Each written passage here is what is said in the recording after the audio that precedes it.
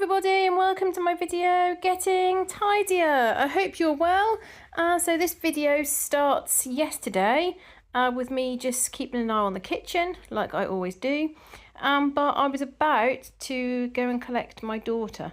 It's got so, like, with her snack for a long time I've always done her green beans, because really from when she was tiny I've always done green beans as a snack because she was really hungry and she just happily eat them. But what I've been doing recently is chopping up a pepper, literally a whole pepper, and she eats that on the way back home from school. So I think anything to get an extra vegetable and fruit. So you can see now my whole side there is clear. So I came back from the school run.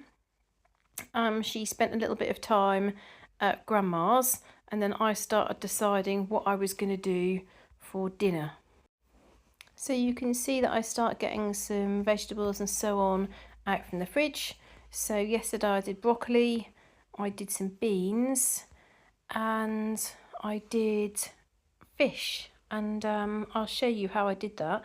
So for a while my daughter used to have bassa, and then I read something about it and that put me off. I think it was because I read how they tend to dwell like at the bottom of the ocean, and I thought, oh goodness me, if anything's going to be full of toxins, it's going to be them. And then when I looked into it, there's actually other fish that dwell at the bottom of the sea, and I guess it's anything in moderation. So I did that for her yesterday and just fried it a little bit after I'd covered it in a little batter that I'd made, because obviously she can't have batter made with eggs, so it's not that easy. But it worked, and she was really pleased when she got home. She said, I haven't had this for ages, and she ate it really quickly. So that pleased me, because obviously fish is so good to have. So I'm going to try not to give it to her too frequently, because what happens is when she really likes something, I then start giving it to her weekly, and then she suddenly decides that she doesn't like it anymore. So the fish was frozen, and I always defrost it just with boiling water, and then when it's completely defrosted, that's when I then mix a little bit of her gluten-free, wheat-free flour with some oil. I actually use olive oil, and then I patted it all over the fish, and then I put it in lightly fry it with the oil really hot, and then I also did, I'm just trying to think what carb I didn't do pasta. I did some more wild rice. So that worked really well because I'd got loads of wild rice that I'd cooked, because wild rice takes about 40 minutes to cook. So I tend to cook that in a big batch, and then I put some in the freezer. And that's probably her favourite rice, which I'm quite happy about because it's also, much more fibrous than just plain white rice. So I get all this done, and she had a lovely time at my mum's. She likes going there and doing like different craft. So I just got all the dinner done while she was there. Thank you for all the lovely comments that you've given me about my kitchen. I'm really pleased with how my kitchen's looking at the moment. All the sides much clearer, and all the top of the cupboards much clearer. My husband hasn't been filling the tops of the cupboards with anything, so we've all been working together. I'm starting to clear more of the windowsill, so it's all looking much better. And I always find that a tidy kitchen helps make a tidy house. However, I have completely neglected the lounge. So the lounge, it's slowly started to get more and more untidy. I've got loads of things all over the floor, so I did decide to focus on that today. But this morning, my husband was driving back from Birmingham, so I did the school run and got everything sorted out this morning by myself. When I got back, I had a meeting at 9 o'clock for job 2. And then at 10 o'clock, I had a big briefing to deliver. Now, I probably had about 30 people booked on this briefing. And it was due to be at 10 o'clock. At 9:45, my second screen stopped working.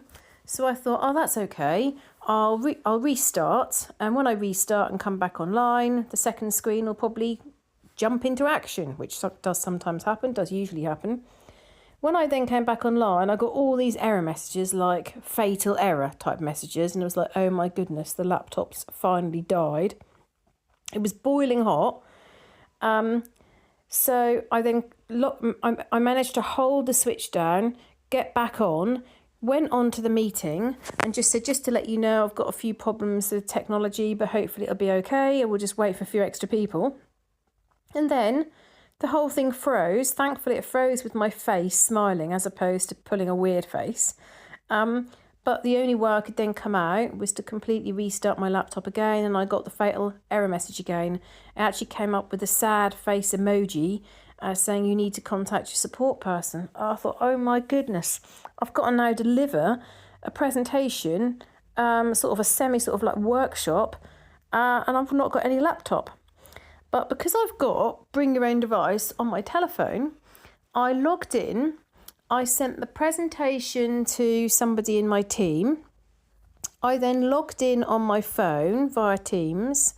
I explained to everybody, I'm sorry, I've got technical problems, but I've sent the presentation to you. I said to my colleague, would you be able to open it and share the screen? And do you know, we came across, I said to him afterwards, massive well done, because he came across, worked so professionally. And bearing in mind the area that we work within is like emergency planning, incident management, business continuity, I was really, really pleased because it demonstrates how we all stayed calm and everything worked as normal. So he shared his screen with my presentation. I went through each of the slides. Obviously, it was a little bit small. Test your eyesight when you're looking at the screen on a phone. People asked lots of questions. Worked really, really well. So I was chuffed with that. After that, I had a meeting with my line manager to talk about some work that we're doing in education. And then I had a meeting with a new person in my team. And then we just provided some support session this afternoon. I left then to pick my daughter up at about 3:30 and brought her home. And she's got revision now because she's got her summer exams coming up. And my husband got back and took her to band, and everything worked really, really well.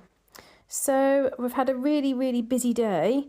I'm recording this sort of like voiceover, but I'm really tired and I've actually got some more work to do. And thank you for your tips and thoughts about my jobs. People have said that I should keep job 1 and bin job 2, depending on the finances. Now, job 1 is a management position, so that is much better paid. I'd never get that job on a part-time basis. It's only because legally they have to be flexible when I came back after maternity leave.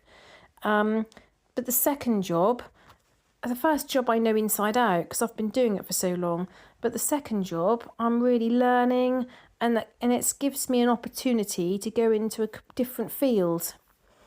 My first job, unless I get go for my manager's position at some point, which is somewhat unlikely for those of you that remember me saying that he's managed to somehow get a part-time position agreed. So he's going to be there basically until retirement. And then it's the sort of job that you could do as a job share, or you could do, full-time. And I don't want to work full-time. So it makes me think I can't really expand or develop in that area anymore. I could go to a different organisation. I could go and work in London. In London, it's better pay, better options. But do I really want to be doing that commute? Also, I don't want to be in a situation where I can't have that flexibility. At the moment, I do have a lot of flexibility, and because I know the job inside out, I can get things done so quickly. So I wanted you to show you here my haul. So my haul had started sort of building with bits and pieces. And can you see right by the door that massive great bag? I'm really chuffed with that. That's all stuff that's going to the charity shop.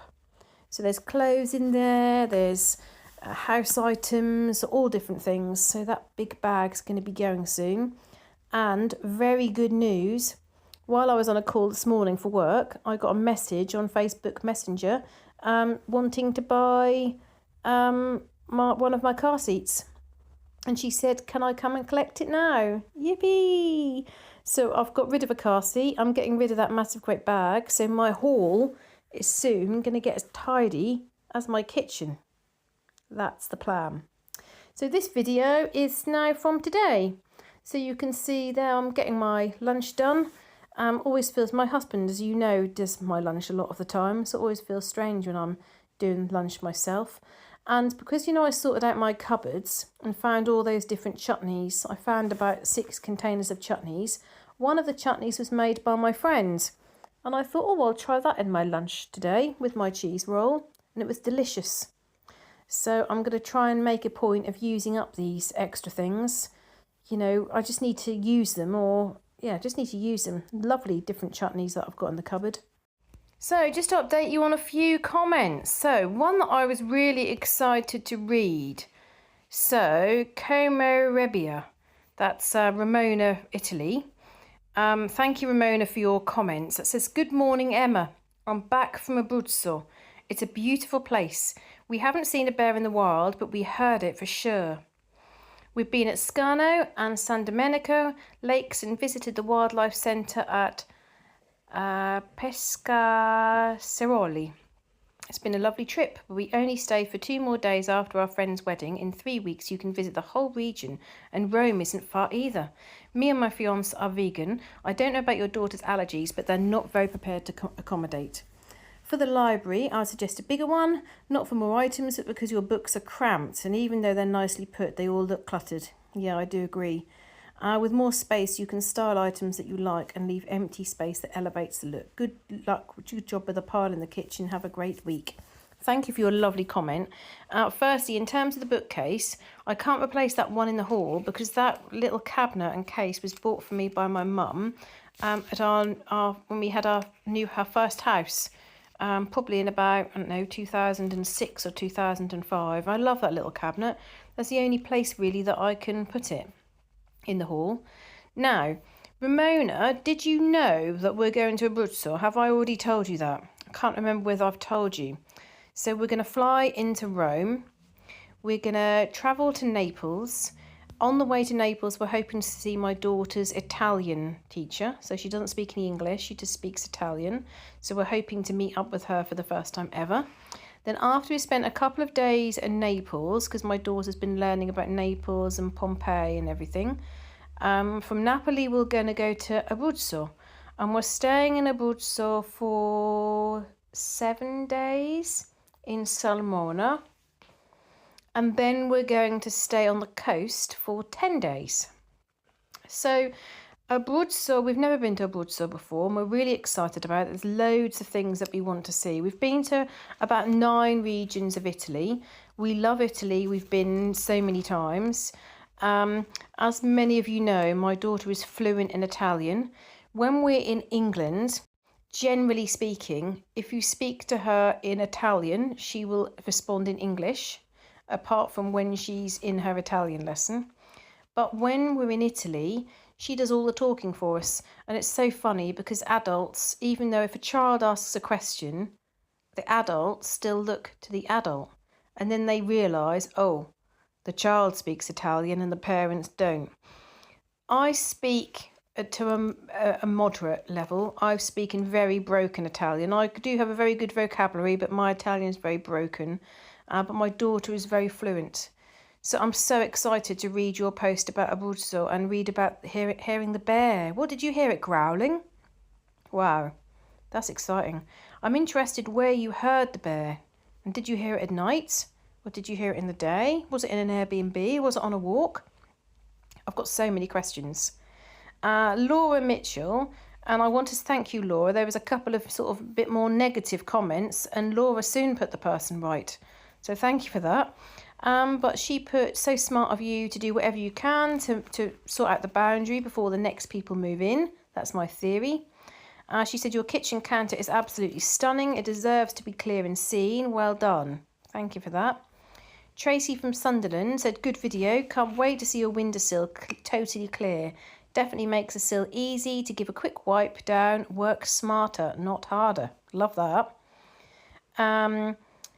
Carolyn said, I'd do the extra hours on the first job and chuck in the second job if the money works.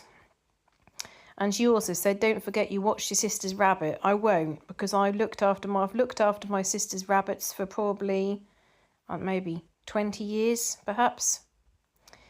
And then Kitty Cookie said, just get rid of the pineapples. You have enough stuff in your home. I do, don't I? I do have a lot of stuff. But I am going to get rid of the pineapples, but I'm going to put them in a hanger. I'm going to put a plant in the hanger and I'm going to sell them. That's my plan. And I'm going to try and set myself a target so they're not sitting there for like the next 2 months. Because like somebody said to me about when they cleared their house out, they said that they had to forget all these fantasies and all these ideas they had, how they're going to do all these crafts, they were going to do all these things. I do often have plans to do crafts, to make things and sell them, to, you know, and then you don't get round to them, do you? So I've got to be strict with myself.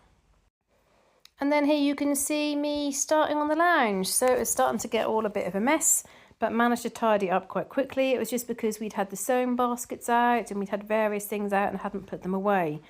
That green bucket someone gave me at Halloween. At Halloween, we caught on our camera how this boy in a dinosaur suit was basically just going to every single house and stealing all the sweets that were put out. And so I posted about it in the local Facebook group, and that turned out he was being fostered. And the foster mother was like, I'm really, really sorry. And she said, would you like the sweets back? And I said, yeah, actually, I will have them back. And I got them all back and I gave them out to my girl guides. And she just put them all in that green bucket. And at the moment, I've kept the green bucket, but I thought, why am I keeping it? So what I thought I'd do was fill it with all the bits and pieces that don't have a home from my drawer declutter. And then every few days, I'm going to go through a few items from the buckets. And then when the buckets are empty, I'm going to give it to charity. The bucket to charity. I did think about someone's post where they said, put the items in storage, don't look at them anymore, and then just give it to charity or put them in the bin. I did think about that.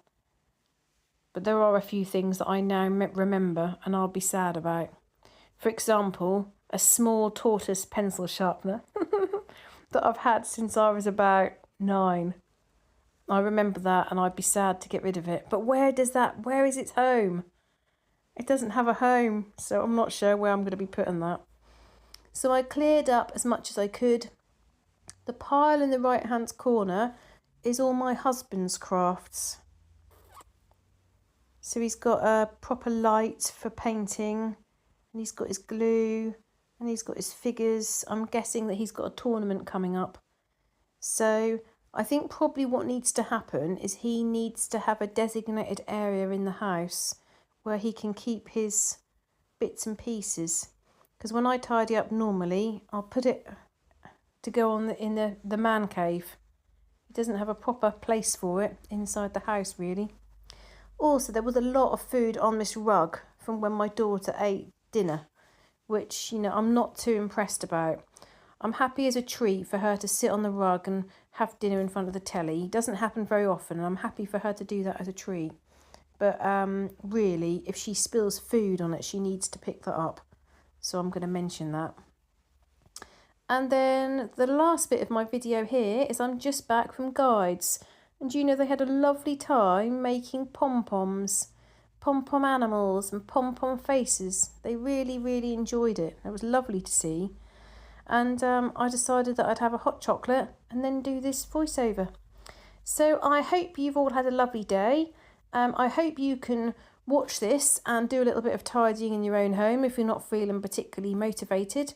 Thank you for your positive words, your kind comments, very much appreciate it. And welcome to all my new followers. I'm so pleased you're here. And I look forward to seeing you in the next video. Bye!